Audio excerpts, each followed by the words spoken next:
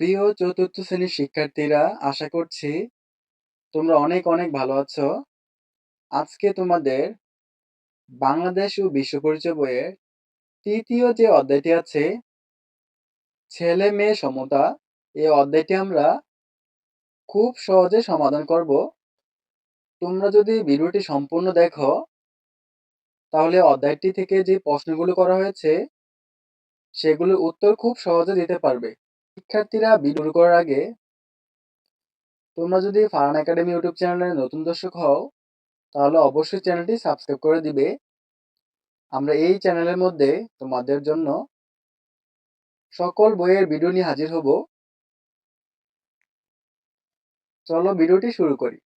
এই অধ্যায়টি ভালোভাবে রিডিং করে নিবে, তাহলে আমরা যে উত্তরগুলো লিখব সেগুলো বুঝতে তোমাদের জন্য খুব সহজ হবে। তো প্রথমে আমাদের বলা হয়েছে সঠিক শব্দ দিয়ে শূন্যস্থান পূরণ করো। তো এখানে তোমরা যে লেখাগুলো দেখতে পাচ্ছ এগুলো হচ্ছে শূন্যস্থানের উত্তরগুলো। প্রথম প্রশ্নে বলা হয়েছে বিভিন্ন কাজে সমাজ অংশগ্রহণের সুযোগ সুবিধায় ছেলে মেয়ের ঢ্যাস। তো এটা হবে সমতা। দ্বিতীয় যে শূন্যস্থানটি সেটা হচ্ছে কৃষিতে নারী পুরুষ উভয়ের কাজ করার সমান ড্যাশ রয়েছে। এটা হবে অধিকার রয়েছে। এই খালি করে বসবো অধিকার। এবং সর্বশেষ যেই শূন্যস্থান এটা হচ্ছে আমরা বাড়িতে মাকে ঘরের কাজে ড্যাশ করব, এটা হবে সহায়তা করব। তো আশা করছি তোমরা যে শূন্যস্থানটি আছে এটি বুঝতে পেরেছ। চলো তারপরে সমাধানটা করে ফেলি। আমাদের ক্ষয়ে দেখতে পাচ্ছ সত্য হলে তার পাশে দন্তস্ব, মিথ্যা হলে তার পাশে মিল লেখো। এখানে তোমাদের 4টি বাক্য দেওয়া আছে। তো যেই বাক্যটি সঠিক মনে হবে বা সঠিক, এটাতে তোমরা দন্ত স লিখবে। আর যেই বাক্যটি ভুল তার পাশে তোমরা মরশিকার মিল লিখবে, মানে মিথ্যা। চলো আমরা সমাধান করি।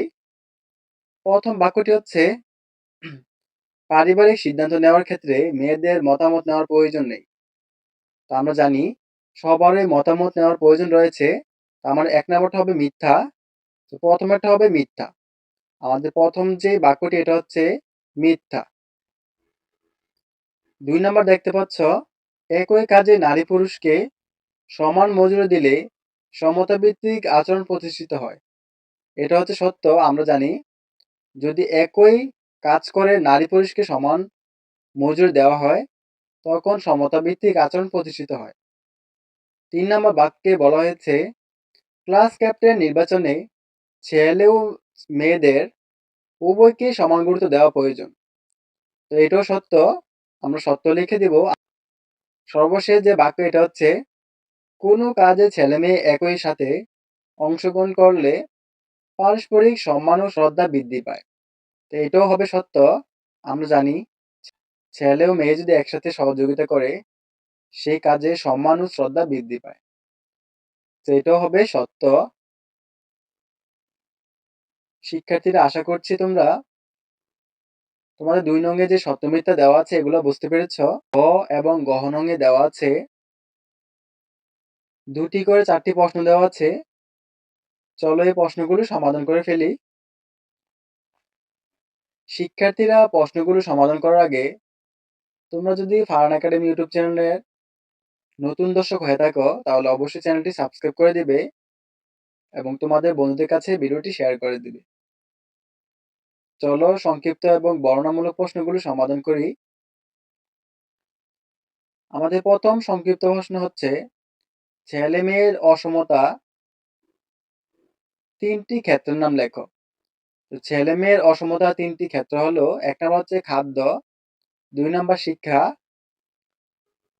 3 নাম্বার হচ্ছে খেলাধুলা। তো আরো অনেক ক্ষেত্র রয়েছে, আমরা এখান থেকে জাস্ট 3টি লিখে দিয়েছি। 2 নাম্বার যে সংক্ষিপ্ত প্রশ্ন এটা হচ্ছে পরিবার ও সমাজে কিভাবে ছেলে মেয়ের অসমতা গড়ে ওঠে। এটা উত্তর আমরা লিখব পরিবার সমাজে ছোটবেলা থেকেই ছেলে ও মেয়েকে আলাদা নজরে দেখার মাধ্যমে অসমতা গড়ে ওঠে। যখন পরিবারে ছেলেদের খাবারে বা শিক্ষায় বেশি গুরুত্ব দেওয়া হয় এবং মেয়েদের শুধু ঘরের কাজে নিয়োজিত রাখা হয় তখন এই বৈষম্য বা অসমতা তৈরি হয়। তো আশা করছি এই প্রশ্নটা তোমরা বুঝতে পেরেছ। শিক্ষার্থীরা আমরা চলে আসলাম বর্ণনামূলক প্রশ্ন সমাধানে। আমাদের প্রথম যে বর্ণনামূলক সেটা হচ্ছে ছেলে-মেয়ের অসমতার প্রভাবগুলো লেখো। সো আমরা এটার উত্তরে লিখব, ছেলে-মেয়ের অসমতার ফলে সমাজে ও পরিবারে নেতিবাচক প্রভাব পড়ে। এর প্রধান প্রভাবগুলো হলো, ১ নাম্বার প্রভাব হচ্ছে মেয়েরা সঠিক পুষ্টির অভাবে পুষ্টিহীনতা ও শারীরিক দুর্বলতায় ভোগে। শিক্ষার সুযোগ না পাওয়ায় মেয়েরা পড়াশোনায় পিছিয়ে পড়ে এবং তাদের উচ্চশিক্ষার স্বপ্ন নষ্ট হয়। ৩ নাম্বার হবে অল্প বয়সে বিয়ে হয়ে যায়, যা যা তাদের ভবিষ্যতের জন্য ক্ষতিকর।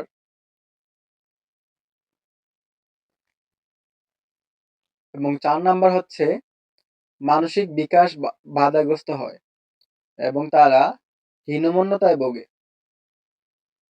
আশা করছি প্রথম যে বর্ণনামূলক প্রশ্ন তা তোমরা বুঝতে পেরেছ। চলে আসলাম সর্বশেষ বর্ণনামূলক প্রশ্ন সমাধানে। ২ নাম্বার প্রশ্নে বলা হয়েছে, পরিবারের ছেলে ও মেয়ে সমতাভিত্তিক আচরণ পরিবারের ছেলে-মেয়ে সমতাভিত্তিক আচরণ প্রতিষ্ঠায় আমি নিচের কাজগুলো করতে পারি। চলো কাজগুলো দেখে নেই। ১ নাম্বার কাজ হচ্ছে বাড়ির যেকোনো কাজে ভাই-বোন দুজনে মিলে মাকে সাহায্য করব। পড়াশোনার ক্ষেত্রে ভাই বা বোন উভয়কে সমানভাবে সহায়তা ও উৎসাহিত করব এবং পরিবারের কোনো সিদ্ধান্তে বা কেনাকাটার সময় সবার মতামতকে গুরুত্ব দেব। তো শিক্ষার্থীরা আশা করছি আজকের ভিডিওটির মাধ্যমে তোমরা তোমাদের বাংলাদেশ ও বিশ্ব পরিচয় বইয়ের ২য় যে অধ্যায়টি আছে, এই অধ্যায়টি সম্পূর্ণ বুঝতে পেরেছ। তারপরেও যদি বুঝতে অসুবিধা হয়, তুমি অবশ্যই কমেন্ট করে জানিয়ে দিবে এবং এই চ্যানেলের যদি নতুন দর্শক হও, তাহলে অবশ্যই চ্যানেলটি সাবস্ক্রাইব করে দিবে এবং এই চ্যানেল থেকে তোমাদের বাকি পার্টের ভিডিওগুলো দেখে নিবে। তো আজকে এখানেই শেষ করছি। সবাই ভালো থাকবে। আল্লাহ হাফেজ।